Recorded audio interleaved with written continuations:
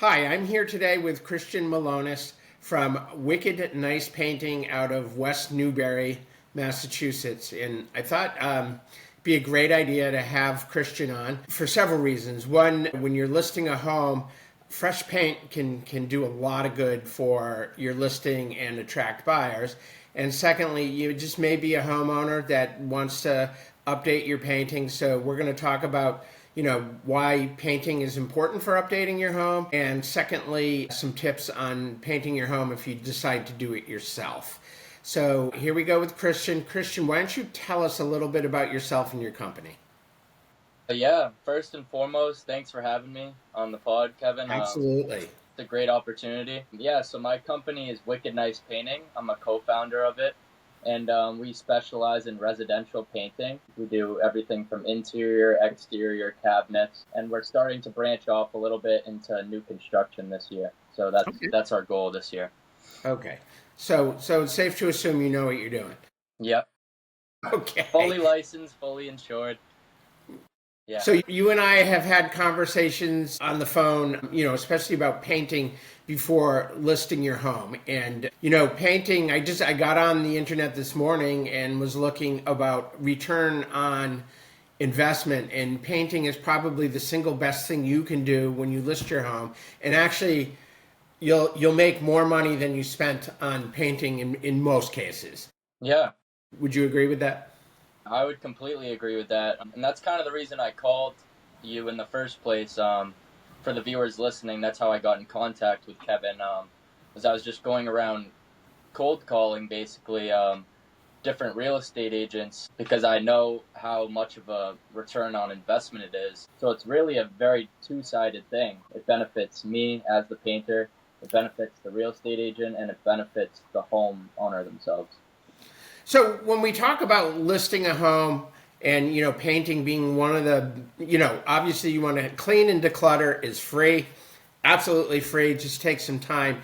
Probably the next best thing you can do is work with your realtor and assess if there are areas of the home that needs to be repainted. You want to look for obviously areas that are worn, and also and we'll get into this a little bit later, but you want to kind of neutralize the decor, and we'll talk about that a little bit later. So you must get involved in helping homeowners get ready to sell their home, and there are probably certain things that you might treat differently whether you're working with a homeowner that's staying or listing a home for sale, and that might mean recommending colors that are probably a little bit more universal.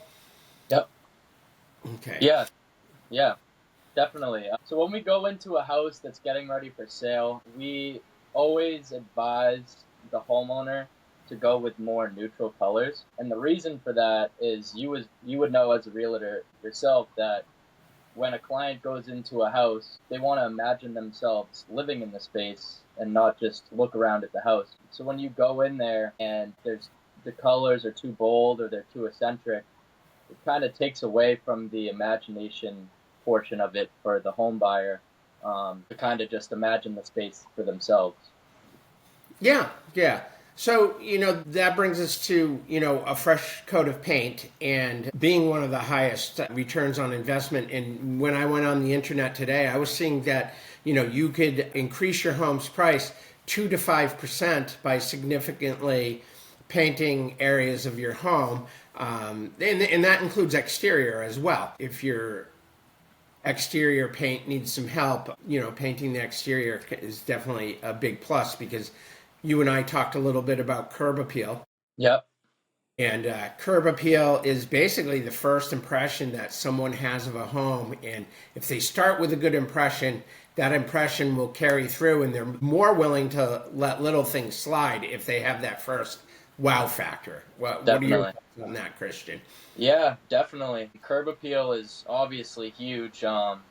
Just driving up to the home is so important for the home buyer and the client. You just want to make sure that you have that all set. You don't want to have chipping paint. You don't want to have outdated colors. You kind of want to go with what's going on currently. If Yeah. you have a colonial home, go with a color that's colonial. If you're going for more modern, maybe find some more modern colors. So let's talk about neutral colors. You touched upon that a little bit as far as appeal goes. There's obviously colors that, they trend and attract most buyers. Yeah. But when we talk about neutral colors, I think it's important to note that when you're using a neutral color, you can bring in almost any decor. Say you have a blue couch or a green couch or a dark beige couch, it will work with any neutral Right. color. Right. And and I think, and maybe you're more of an expert on this, is neutral colors doesn't mean boring and bland. You can have very soft, greens or blues, and they can still be considered a neutral color. Yeah. Yeah. Definitely. Neutral colors, like you said, there's a huge spectrum of what they are, and really, it's just the psychology of it. And behind the colors is it makes the home feel more clean and less cluttered when you have a neutral color. And like you were saying, you can put any piece of furniture into say it is a white walls, white ceiling. It just really leaves it up for interpretation for whoever wants to live in that house. Yeah, yeah. And when you're talking about neutral colors again, so maybe you like color, but you can introduce color with artwork, throw pillows, blankets, and other decor, and bring the color in that way, and still keep the color appealing and neutral, so anybody can look at it and go, my furniture, my belongings will work here. Yeah, So that's a very good point. It's a very good point. yeah, neutral colors are the way to go. I know when my girlfriend bought her current home, which we both live in, we had a chocolate brown wall in there, and it really just was very, very unappealing. And the other thing is it was painted glossy, which we'll get into later. We won't get into that right Yeah. now. We're going to talk about paint finishes and when and where to use them. But it was a glossy chocolate brown, and it was terrible. No. Luckily, we were able, it was just one accent wall in the living room, so we were able to, paint over that. But, definitely a dark color too required. I had to prime it first and then go ahead and paint it 2 times before we could knock down that brown color underneath. Yeah. Yeah. Yeah, So, so you saying that made me think as well. So that's another benefit of the neutral colors is that if you have a color like a brown or a black, it just makes it all the much harder to try and cover it up if you wanted to switch it down the road or whatever. and then, as a real estate agent of 20 years, I've gone into homes and I've seen everything you can Yeah. imagine. I've seen orange walls in a living room and, purple walls in a hallway and pink in a kitchen. Yeah. And, that might suit your taste as the homeowner. But again, when you go to sell that house, they're not going to walk away thinking, oh, this kitchen works really well. I like the space. I like the island. They're just thinking, oh my God, well, what were they thinking when they painted it pink? So what do you want to what are you thinking? Definitely. Yeah. Yeah. So let's kind of switch over to just general painting. We talked about listing your home and the importance and you can get a 2 to 5% return on painting your home. Yeah. And I gather from talking to you, when you go into a home and consult with a client, depending on what their needs are, you can recommend colors that would work. Yeah. Yeah. Absolutely. Okay, that's great. So why don't we touch upon, we've got people that, will hire professional painters. They don't want to do the work. You have people that will paint on your own, and they can do a decent job. Or you have people who can paint on their own, and it looks like a third grader painted it. Yeah. So what are some common mistakes that you see homeowners make when they're painting? I would say first of all, just not properly preparing. I like to say that anybody can just slap paint on the wall. When you start dealing with professionals, it's really about how much you prepare, whether it's the floors, so whether it's drop cloths or paper and taping off your floors, to anywhere from dusting off the walls, and just making sure those surfaces are clean. And I can say when I paint, that probably 80% of the work is preparation, and that, like you said, throwing down the drop cloths. And what I do is I tape every corner along the baseboard, then I lay down rolled paper that I use for you put under hardwood floors, and Yeah. then I put the drop cloths down over. I try to remove the furniture, but then also on top of it is going through with a lamp and seeing, are there good sized nicks out of the wall that need to be spackled, or do I need to take down some areas? Do Yeah. they need to be sanded, and then cleaning up afterwards, and that means wiping the walls down so you don't have that dust that prevents you from getting a good finish. Yeah. Any other big mistakes you'd like to point out? I would just say not completing the paint job in a room. So, say you go and you paint the walls, you paint the trim, but you didn't touch the ceiling. And the ceiling might have looked fine before, but after you paint the walls and you paint the trim, you start to notice that it doesn't look as fresh as the walls and the trim do. So, it really just makes a difference when you have the whole room painted versus just picking and choosing which things you're going to have painted. Like I said, when I paint a room, I paint the room. It's like, okay, I'm going to do it. I'm going to do it right, and I'm just going to be done with it for a while. And while you have everything out of the room, and like I said, the preparation is more than half the work. You Yep. might as well hit the ceiling while you're at it. Yeah, definitely. What factors should a homeowner consider when choosing between DIY painting and a professional? So I was thinking about this question, and I wanted to take a little bit of a different route with it, which would be Absolutely. just building a relationship with a painter. I think is very important, whether you're a homeowner or you're a real estate agent or you're a builder.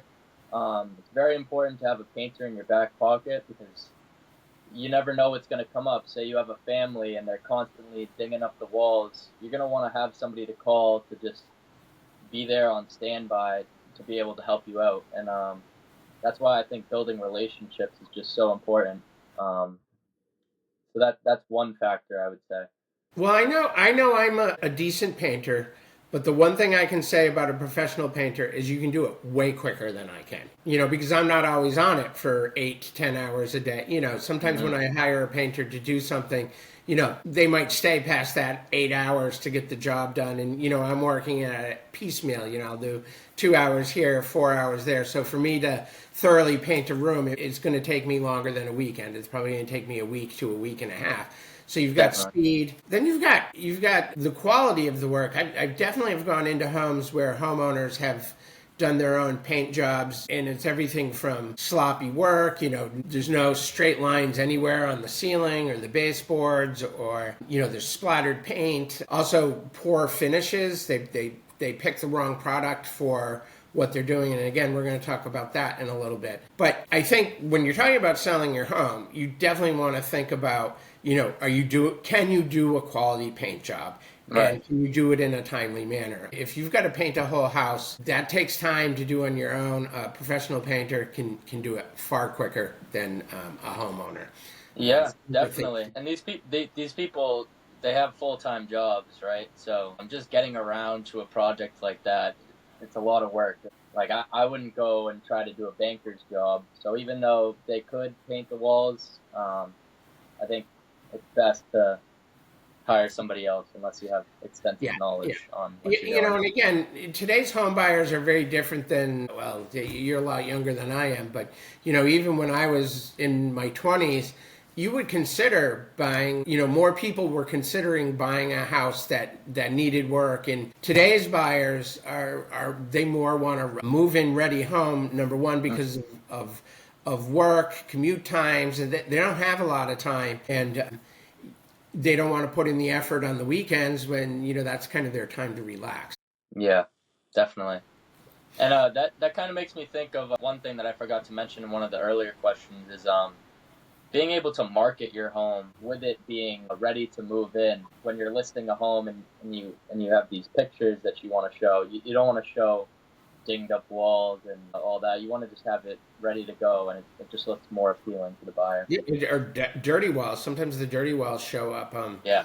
I recently had a listing in Newburyport. It was a condo, and they obviously burned candles in there because of the smoke lines where all the studs were.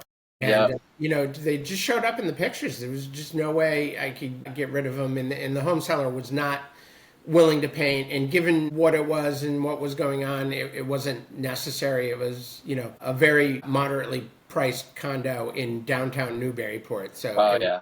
it went like that. Yeah, yeah. And the whole place was ready for rehab anyways. So, those are things to talk to your realtor about when it comes to that. And see, will I get the return on my money? Is it necessary for me to paint this to get it? But you also brought up a point about seeing it online. And again, your first showings are online. And what people see online will determine whether they decide to actually come and tour the house. Back when I bought my first house,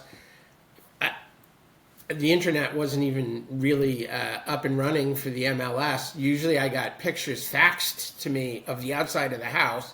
And you know what a faxed picture looks like. Half the time you can't even see what it looks like.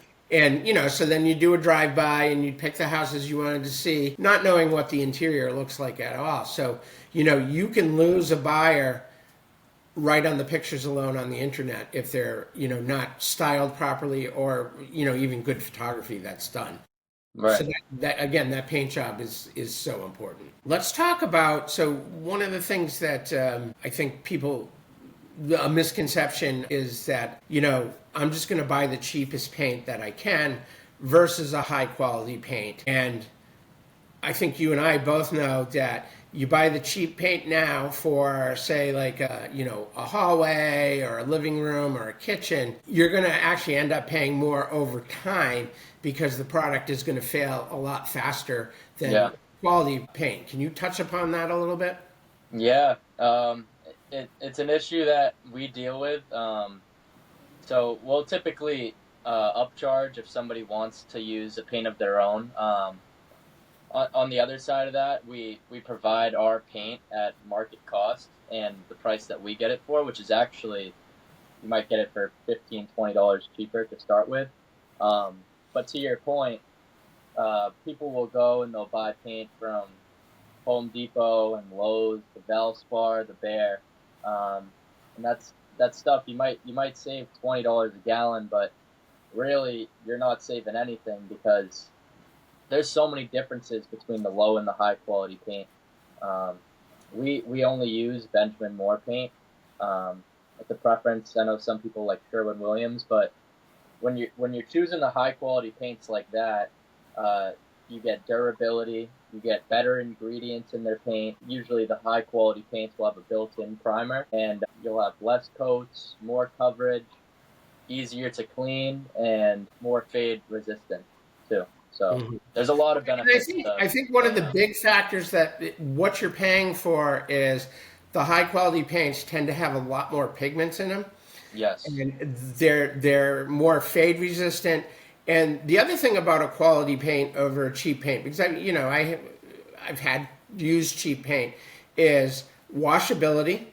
And then also, if you need to touch up, you can blend in a lot better and over a longer period of time, because any paint will fade eventually, but you can blend in a lot better over it. So, if you do get a scuff on the wall, it doesn't require you painting the whole wall. You can just touch upon it.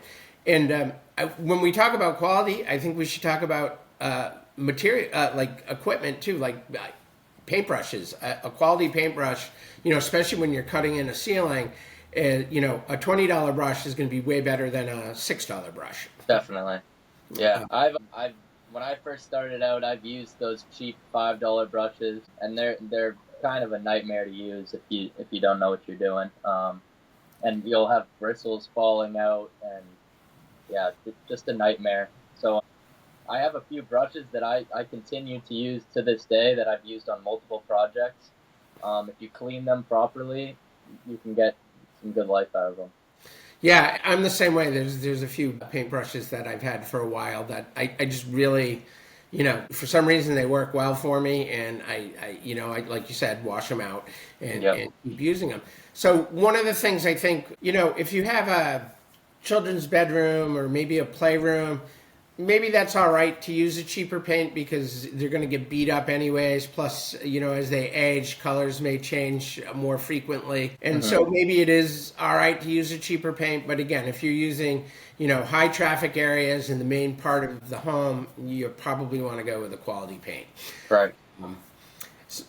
And then, so you touched upon preparation a little bit. So let's we're talking about one covering everything so you don't get paint splatters, and we're talking about preparing the wall can go a long way. I go through and like literally I knock down every piece of dust. I've had areas of the home that there were the paint went on too thick, and you can see the roller marks, and that Yeah.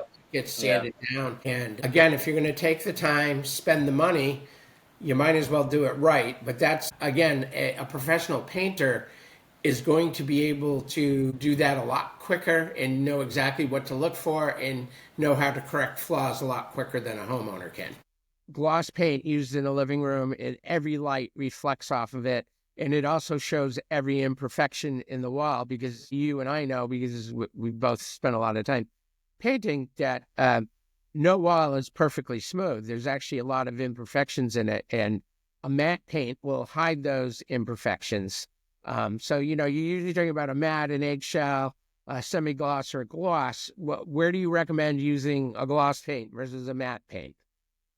Yeah. So I would say that each paint has pros and cons to it, each finish. So something with a semi gloss or a high gloss, it's going to be very easy to clean. They have moisture resistant properties to them. But something about those is that you're going to have to make sure that the surface is completely prepared correctly because, yeah, you'll see pretty much any imperfection there if you paint over that. Satin, if you go a step down from semi gloss, you'll have something like satin, which still has those gloss properties in them with a little bit less of the shine, which is a good choice for something like a bathroom or something where you're going to have moisture. But then the cons to that is that they're a little bit harder to touch up. Like you said, matte is getting better every year. We're starting to have more and more clients request matte finishes, so that's something that we'll often use on walls.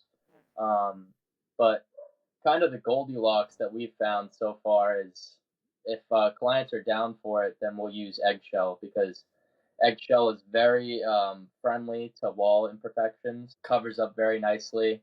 It's pretty easy to touch up with the 100% acrylic from Benjamin Moore. We've had good experiences with it. Yeah, so I mean, gloss or semi-gloss trim. People touching the trim and stuff. Yep.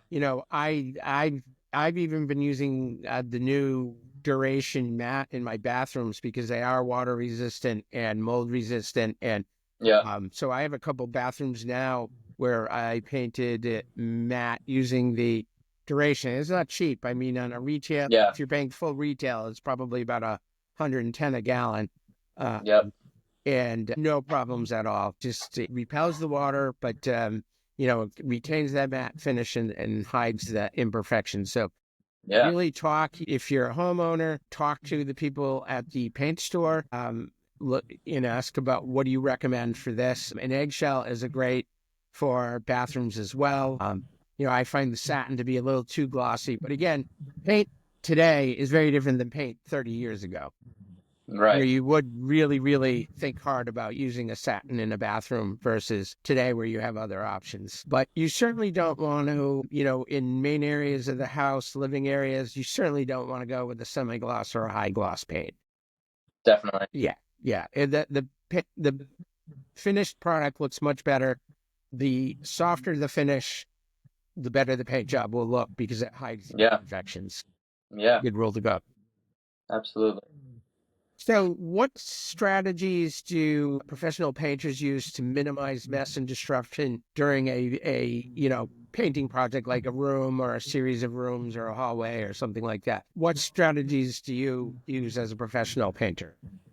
Yeah. So to walk through the process, before we start a project, we try to see if the homeowner can if they're able, move all the furniture that is out of the rooms that we'll be painting. If that's something that they can't do, we'll either move it out of the room or we'll move it to the center of the room and make sure everything is completely covered with no chances of any paint getting on it, because that's the last thing I want and that's the last thing the homeowner wants, is just to have paint on unwanted surfaces. After that step, we'll go through and we'll tape off all the floors.